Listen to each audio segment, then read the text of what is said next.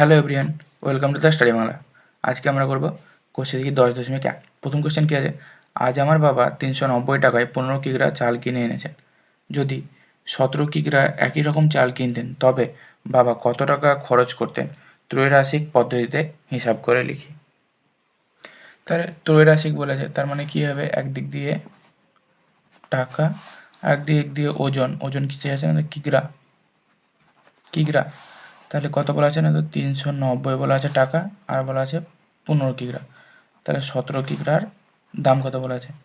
তাহলে এখানে কি হচ্ছে, যদি এখানে চাল বাড়াই তাহলে টাকাও বাড়বে। তাহলে এখানে হবে চাল বাড়লে টাকা বাড়বে। তাহলে এটা কি? এটা হচ্ছে চাল ও টাকার মধ্যে সরল সম্পর্ক হচ্ছে।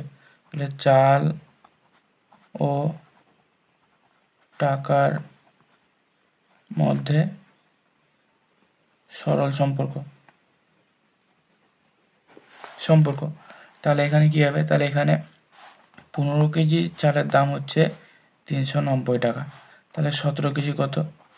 390 বাই 15 ইন্টু 17। তাই এটা সমান কত? এটা সমান হচ্ছে 15 দিয়ে যদি কাটা হয় এটা হবে 26 সমান 442 টাকা। তাই এটা অ্যান্সার হচ্ছে 442 টাকা। নেক্সট কোয়েশ্চেন কি আছে? ভেঙ্কট মামা 200 মিটার ছিট কাপড়ের একই মাপের 4টি জামা তৈরি করবেন।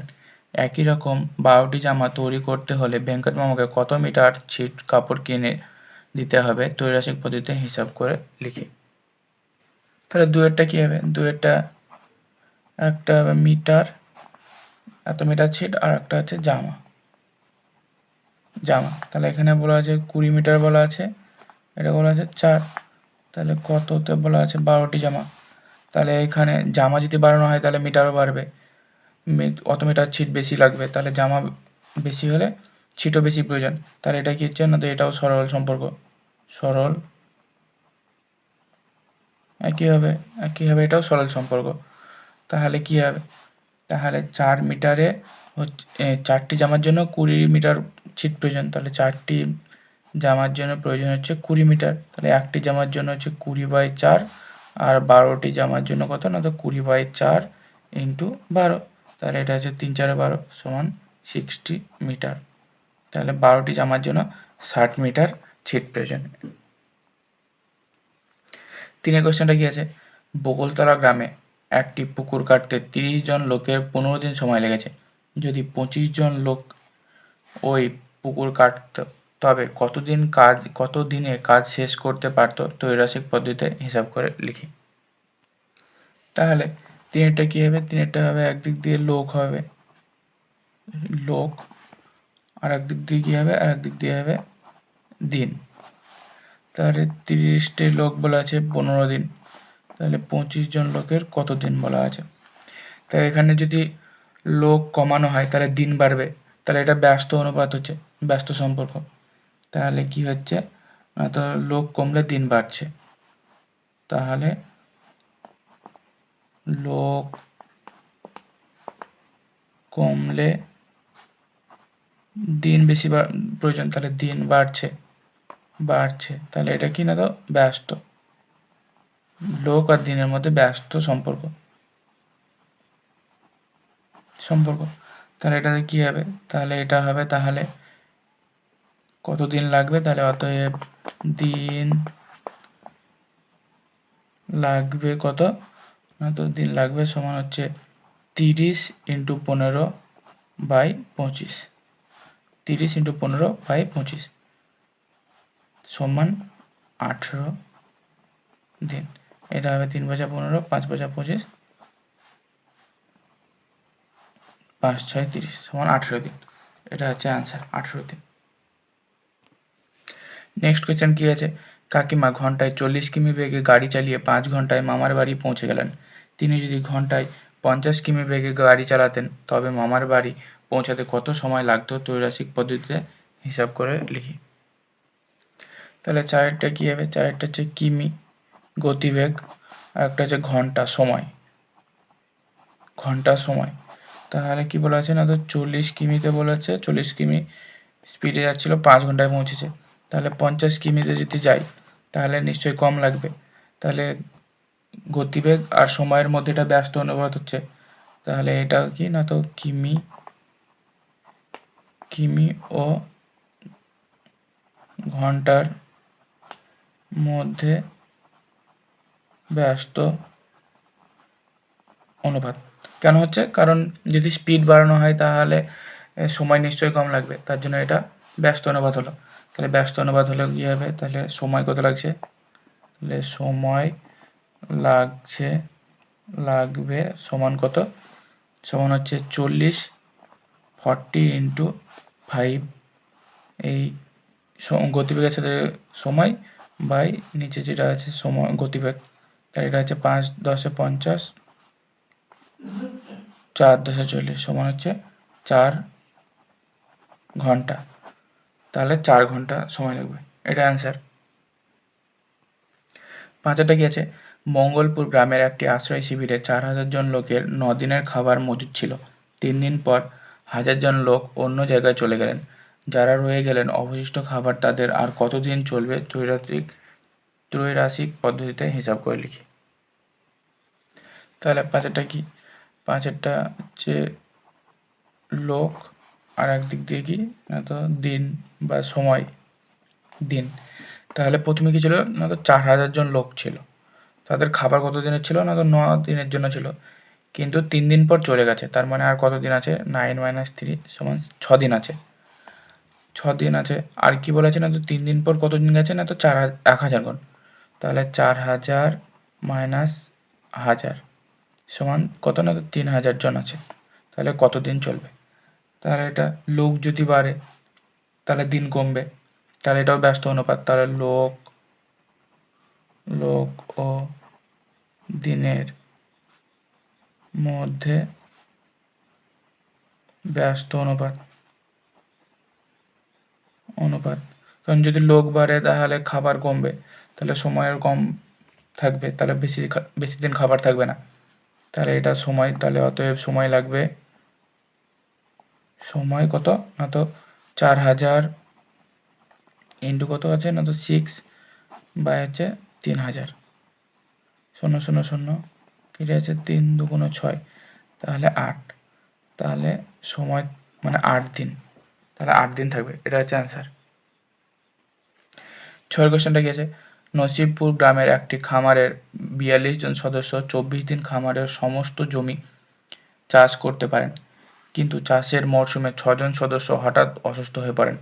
খামারের সমস্ত জমি চাষ করতে অবশিষ্ট জনের কতদিন সময় লাগবে ত্রৈরাশিক পদ্ধতিতে হিসাব করে লিখি। তাহলে এখানে লোক বা জন কত না তো, আর এখানে হচ্ছে দিন, তাহলে এখানে লোক হচ্ছে প্রথমে হচ্ছে 42 জন ছিল, তাদের 24 দিন লাগতো, কিন্তু কি বলেছে না তো 6 জন অসুস্থ হয়ে গেছে, তাহলে 42 মাইনাস 6, তাহলে আর কত আছে? 36 জন আছে, তাহলে কতদিন লাগবে? তাহলে এখানে ব্যস্ত অনুপাত হচ্ছে, লোক যদি কমে যায় তাহলে দিন বেশি রাখবে, তাহলে এটা কত না ব্যস্ত অনুপাত, তাহলে লোক ও দিনের মধ্যে ব্যস্ত অনুপাত হচ্ছে 42 ইন্টু 24 বাই 36, তাহলে এটা 12 2 24, এটা হচ্ছে 3 12 36, 3 14 42, তাহলে সমান হচ্ছে 28 দিন, অ্যান্সার হচ্ছে 28 দিন। 7 কোশ্চেনটা কি আছে? একটি কারখানায় 1000টি যন্ত্রাংশ তৈরি করতে 16টি মেশিনের 27 দিন সময় লাগে। যদি ওই কারখানায় আরও 2টি মেশিন বসানো হয় তাহলে একই সংখ্যক যন্ত্রাংশ তৈরি করতে কতদিন সময় লাগবে ত্রৈরাশিক পদ্ধতিতে হিসাব করে দেখি। তাহলে এটা কি হবে? 7টা মেশিনের সংখ্যা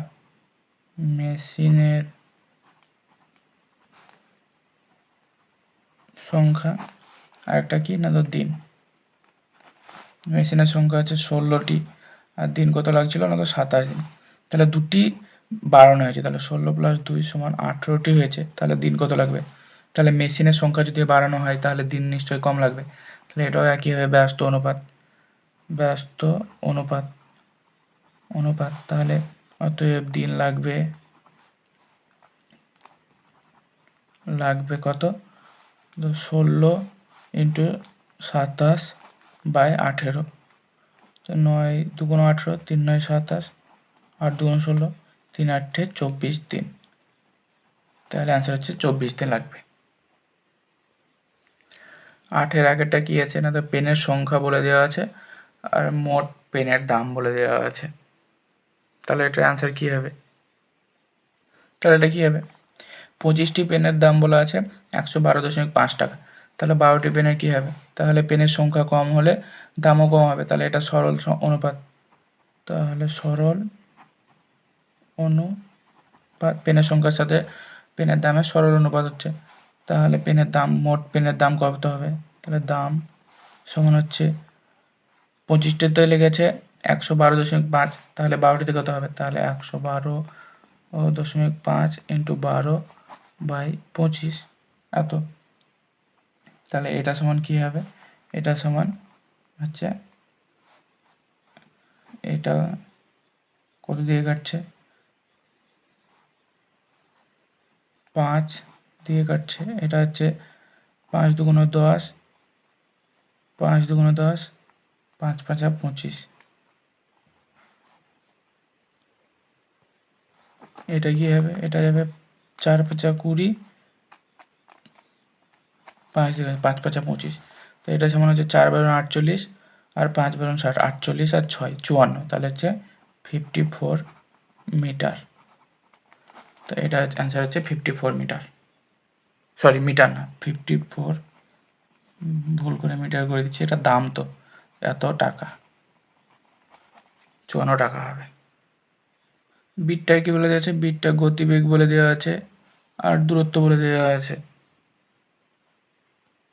তাহলে বিয়েরটা এটা বলা আছে, গতিবেগ বলা আছে 9 আর দূরত্ব বলা আছে 112.5, আর 12 হলে দূরত্ব কত হবে বলা আছে। তাহলে দূরত্ব বেশি হলে গতিবেগও বাড়াতে হবে। তাহলে গতিবেগ ও দূরত্বের মধ্যে সরল অনুপাত পাচ্ছি আমরা। সরল অনুপাত, দূরত্ব যদি বেশি হয় তাহলে গতিবেগ বাড়াতে হবে।